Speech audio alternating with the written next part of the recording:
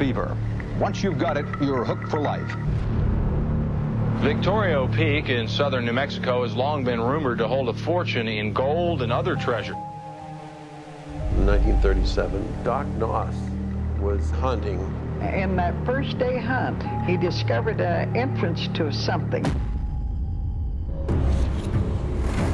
He described a vast wealth of treasure in this and some other side caverns. Relics, piles of Spanish conquistador armor, swords. 16,000 bars of gold. Some theories believe that there are actually several rooms of gold. $2 billion in gold bullion. A treasure worth as much as $3 billion.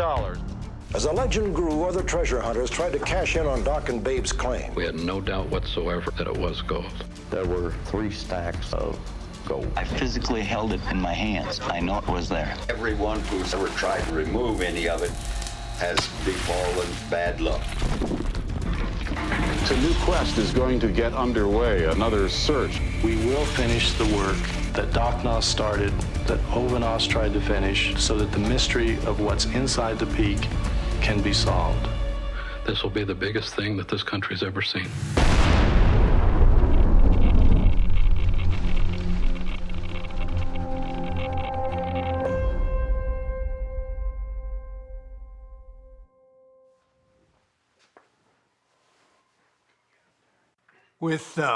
With this story, there's really never a need to exaggerate.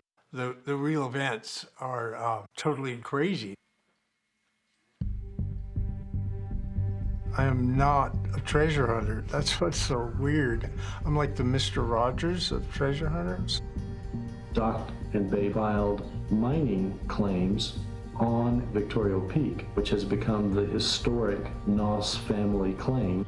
I am the legal representative of everyone in this family, all the heirs to the claim. This thing has spread across the entire span of my life since I was 6 years old. Doc brought us a bar. I remember I tried to put mine under my pillow and it was so heavy I was afraid he was going to tear a hole in it. In 38. I was about 22 or 3 when he gave me a bar and I held it for 4 or 5 days. I knew if that bar got away that I was going to be in trouble. And he told me, made me swear that I wouldn't tell nobody. Did you ever see any of the gold that Doc stored in here? Yes. How many bars? Well, I saw separate times, but one catch about 32 bars. 32 bars. He wouldn't let me touch them. It's something that was part of my family since I was little. I have been to the mountain myself. I've seen and held artifacts that were removed from Victorio Peak.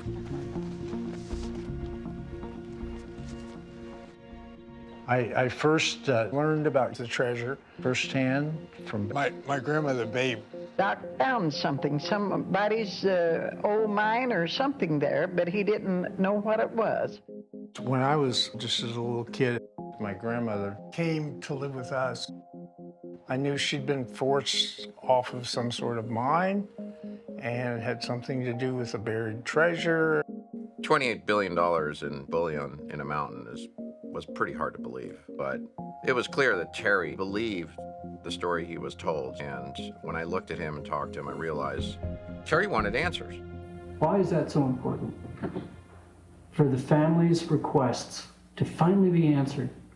As a family, we're trying to finish up the work that my grandmother and grandfather spent their lives and exhausted themselves and their finances and their fortunes trying to complete. Over the last 45 years, I dedicated a substantial amount of my life energy to Victorio Peak. For my family, Victorio Peak is a life and death matter. People in our family have died over it. The family has been lied about. The events at Victorio Peak have been misreported, exaggerated, or purposely contaminated by military personnel. The story has been covered in tens, if not hundreds of thousands of column inches of newsprint, but in reality, the story's never really been told. Listen, Noss, back in 1937 when you went deer hunting with your husband, tell us about that trip. Well, we went deer hunting November the 7th, 1937. The women stayed at camp and the men went out for deer. Doc was up on a mountain and he discovered an entrance to something. He climbed the top of the peak, getting a surveillance point so he could look around Embrio Basin and see if perhaps there were some deer. Kicked his boot against a rock. A puff of air hit him right in the face. He knew he'd found something somebody'd been in. He could see 4 ladders that went down. Well, he kept looking at it and looking at it, and he finally decided to step on it and see.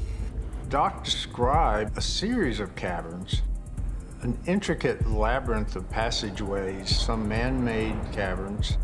Some of them are walled up, and he would break the bottom parts of it and shine his light in there. He dropped 8 or 10 feet on a ledge, and to his north there was a hole there that you couldn't see the bottom of.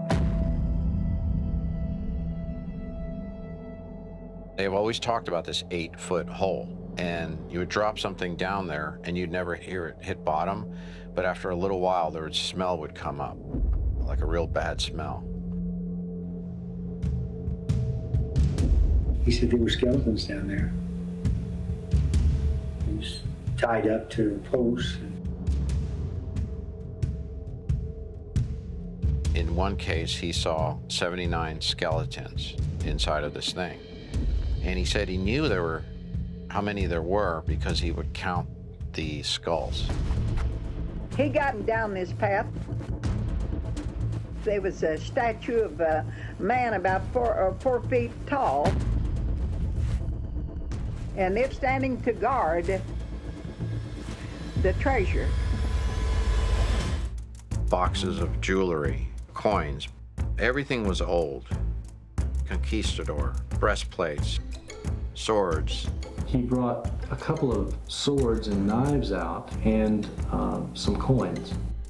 My understanding was that Doc was getting that ready to peddle, start getting it out to convert it into cash, but never at the time knew that there was any gold.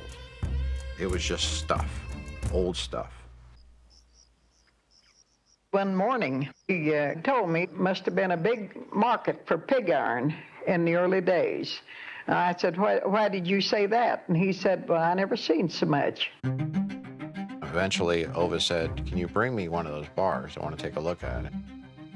I said, well, Doc, this is yellow. Look at it. And he rubbed his head and he said, well, babe, if that's gold and all that other is gold like it, we can call John D. Rockefeller a tramp.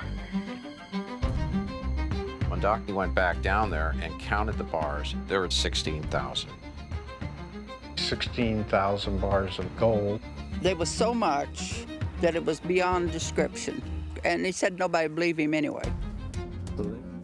The leading and most plausible theory about the origin of the valuables inside Victoria Peak always takes us to the conclusion that it had to be tied up with the exploits of the Apache people and their ancestors. The Apache were a people who migrated into the Southwest in the 15th and 16th centuries. So what were they doing? They were plundering from the Spanish, slaughtering them in the roads, right, and taking what they had, possibly to retain some kind of spiritual power over them. The Indians were robbing pack trains in that part of the area and stacking it in there. What kind of things are in the mine? Oh, there was trunks, chests. Some was stamped Wells Fargo. They claimed that it was a result of a robbery of some gold that was being transported by them for some mining company. Babe always told the story that there were 5 distinct types of bars that Doc brought out of the mountain. The reason there were 5 different types of bars is that the bullion inside the peak came from different sources at different times in history. Carlotta is Maximilian's wife, who was the emperor of Mexico in the 1880s, and heard of an assassination plot against him and took the valuables of the palace and sent them up north. The Apaches targeted Maximilian's caravan, which left from Mexico and was lost. So Doc was convinced that an oval top box that he had found stamped in there said Carlotta. At that point, Doc was pretty convinced that this is from Maximilian, including a 7.5-pound gold crown, which is always thought and believed to be Carlotta's. But by 1937, it was illegal for U.S. citizens to own gold. Your government, and I say to you, you cannot borrow your way out of debt. In 1933, President Roosevelt brought into law the Gold Reserve Act, which said that the average person who had gold, whether it was gold coins, gold bullion, gold certificates, you couldn't own it anymore. Raw gold was against the law to have it only so many hours. Ova and Doc took bars of gold bullion to the Denver Mint for legal conversion to cash. But the gold was confiscated. The gold bars were impounded and confiscated at the Denver Mint when he took them in to see if he could legally redeem them for currency. Now, the Mint has denied knowledge of that. At the National Archives in Denver at the Federal Center, we checked the old ledgers of gold receipts. The ledgers were all there, except for the fall of 1939. I checked a bit and found that they claimed to have no record of it. He had the right to claim the treasure and then get paid cash for it, but they didn't. They prevented that. The federal government kept the Noss family from being able to claim the treasure trove. It was deliberate. They looked at the problem Doc was facing. It's illegal to own gold. You can't convert it to cash legally. So we took a bar, a small piece, up to Johnny Miles. He was our governor of New Mexico. And Doc talked to him. He was a good friend of ours. And he laid a piece out on his desk here to let him see. The governor said, you have to prove that you actually have found treasure. This is not contraband gold coming from somewhere else or that it's stolen. You have to make safe access into the treasure caves that you described to me, so state and federal and Treasury Department officials can go in and see the gold in place.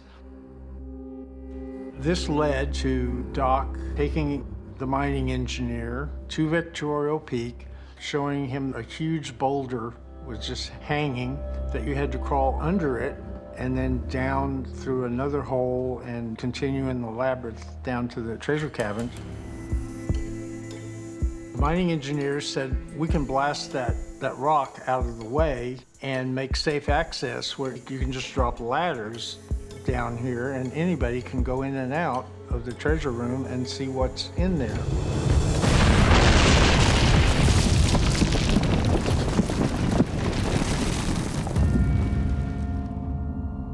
Okay, now what happened just after the explosion? Well, I got back up on top. You know, the first thing you seen, it was all, there was no way you get back into it. That collapsed the whole 187 top feet. The explosion was catastrophic. That explosion started a chain reaction of events that has consumed and confounded my family for decades now.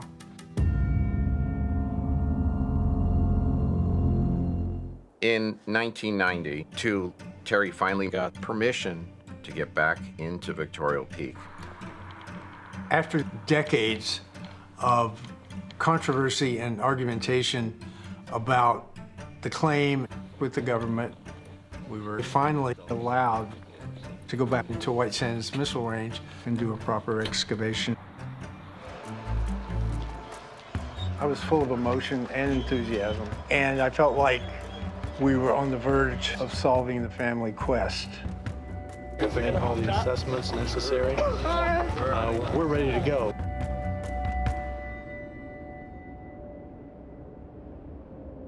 But I think it's entirely appropriate that we take a few minutes to commemorate the memory of Ova Noss, my grandmother, and speak for a few minutes about who she was as a person, what she did and accomplished here at Victoria Peak. Ova Noss, whom we all called Babe, was famous for her quotes. She said, quitters never win, and winners never quit. She felt and told me specifically that once you were sure you were doing the right thing, you should never abandon the work you started. She said, finish what you start.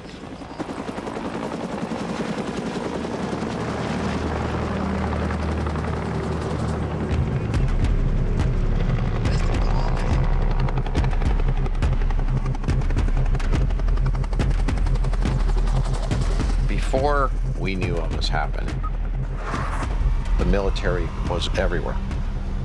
MPs with M16s, it became apparent. We're in their backyard, they want us out.